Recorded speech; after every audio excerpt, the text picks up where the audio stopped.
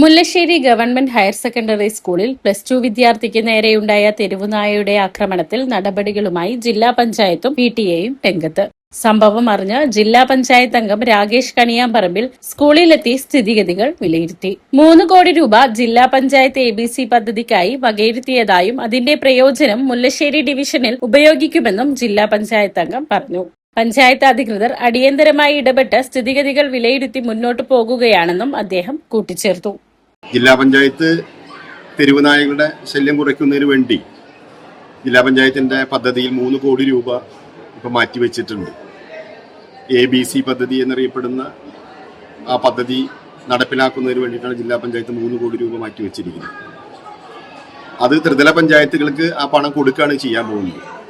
ത്രിതല പഞ്ചായത്തുകൾ ഇത്തരം സംവിധാനം ബ്ലോക്ക് ഗ്രാമപഞ്ചായത്തുകൾ ABC പദ്ധതി നടപ്പിലാക്കുന്നതിന് വേണ്ടിയിട്ടുള്ള സ്ഥലം കണ്ടെത്തുകയും അങ്ങനെ സ്ഥലം കണ്ടെത്തി അവർ പദ്ധതി വെച്ച് കഴിഞ്ഞാൽ 3 കോടി രൂപ ബ്ലോക്കാണെങ്കിൽ ബ്ലോക്കിന്, ഗ്രാമപഞ്ചായത്താണെങ്കിൽ ഗ്രാമപഞ്ചായത്തിന് നൽകുന്നതിന് വേണ്ടിയിട്ടുള്ള സംവിധാനമാണ് ജില്ലാ പഞ്ചായത്ത് ഏറ്റെടുത്തിരിക്കുന്നത്.